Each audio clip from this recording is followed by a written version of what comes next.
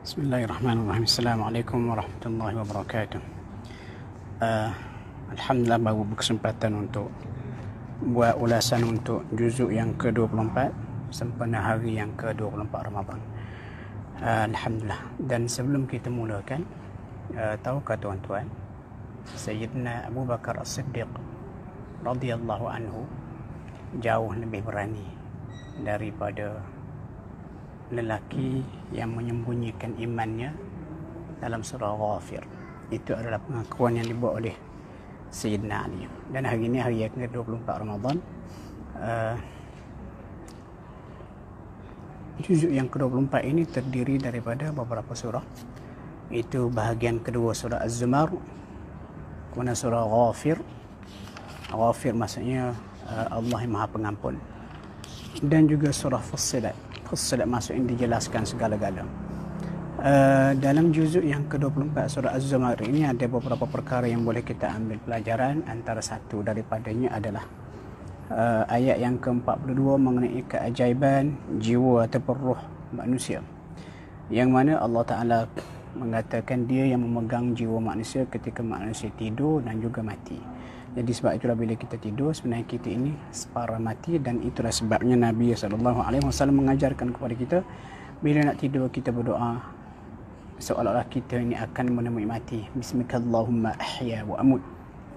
Dengan nama mi Allah, aku hidup dan mati. Sebab tu bila kita bangun pagi, Allah Ta'ala ataupun Nabi suruh kita berdoa juga, Alhamdulillahilladzi ahyana. Segala puji bagi Allah yang menghidupkan kembali kami selepas kami mati malam tadi. Itu pada ayat yang ke-42. Dan ayat 42 ini sangat luas perbincangannya dalam agama, terutama sekali berkaitan dengan roh dan juga otak manusia. Kemudian surah Az-Zumar ayat 53 sampailah ayat yang ke-55 ini, Allah Ta'ala cerita mengenai keperluan untuk jangan berputus asa daripada rahmat Allah. Dan ayat 53 ini dikenali sebagai arja ayat, ayat yang paling tinggi harapan dalam Al-Quran. Kenapa dalam ayat ini Allah Ta'ala cerita panggil hamba-hambanya yang melampaui batas, jangan putus asa daripada rahmat Allah. Dan ayat yang ke-53 ini sangat tinggi harapannya, dan kita galakkan untuk kita gunakan ayat ini untuk memberi harapan kepada orang yang mungkin bersalah ataupun melakukan dosa. Pintu taubat sentiasa dibuka. Kemudian seterusnya tuan-tuan, ayat 71 sampai akhir surah Az-Zumar ini Allah Ta'ala cerita bagaimana ahli neraka dan juga ahli syurga dibawa dalam rombongan-rombongannya ke syurga, dan masing-masing mendapat penghormatan dan juga hinaan daripada para malaikat. Ini sebab yang dinamakan surah Az-Zumar. Seterusnya surah yang kedua, surah Ghafir. Ghafir ni ada dua makna. Ghafir maksudnya pengampun. Sebab pada ayat yang ketiga Allah Ta'ala sebut dia ni Ghafirid Dhanbi, pengampun kepada dosa. Manakala surah ini juga dikenali sebagai mukmin berdasarkan ayat yang ke-28, kisah orang beriman yang menyembunyikan imannya dalam kalangan bangsa Firaun. InsyaAllah kita akan bincangnya itu. Cuma mula-mula sekali ayat 6, ayat 7 sampai ayat yang ke-9 surah Ghafir ini, antara keistimewaan dia, Allah Ta'ala cerita bagaimana malaikat pemikul arash sentiasa bertasbih kepada Allah dan mendoakan ampunan kepada orang beriman yang berada di bumi. Dan antara doa malaikat adalah supaya kita dimasukkan ke dalam syurga bersama dengan ahli keluarga kita yang saleh. Juga kita diampunkan, dijauhi daripada azab neraka.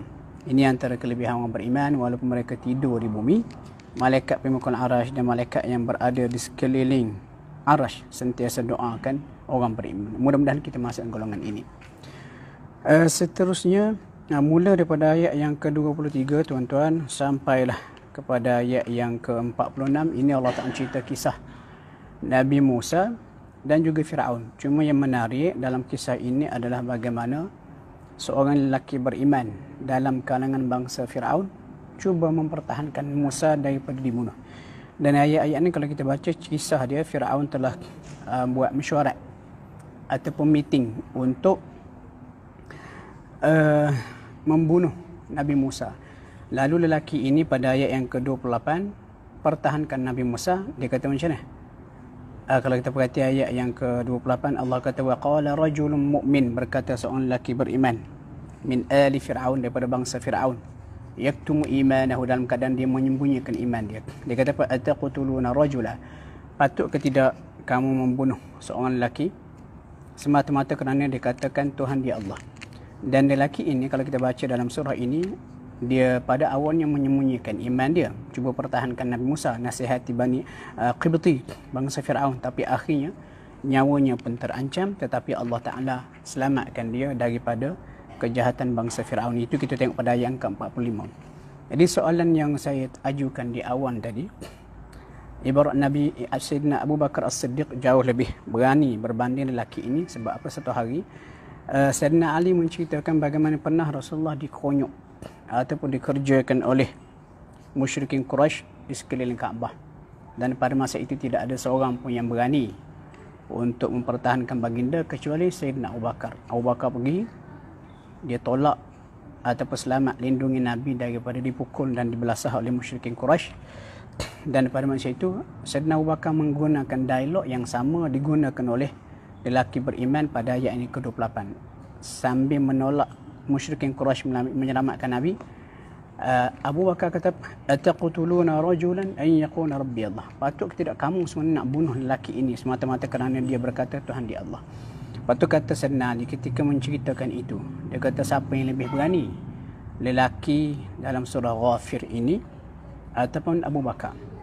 Dia kata Abu Bakar jauh lebih berani. Sebab apa? Lelaki dalam surah Ghafir yaktumu imanahu, menyembunyikan iman dia, tetapi Abu Bakar mengisytiharkan iman dia. Ini antara kelebihan Sayyidina Abu Bakar yang diakui sendiri oleh Sayyidina Ali. Kemudian ayat berikutnya, ayat 47 sampailah ayat berikutnya, ayat yang ke-52, cerita peristiwa akhirat, bagaimana ahli keluarga Fir'aun dipertontonkan dengan azab pagi petang. Ini permulaan itu mengenai alam barzakh.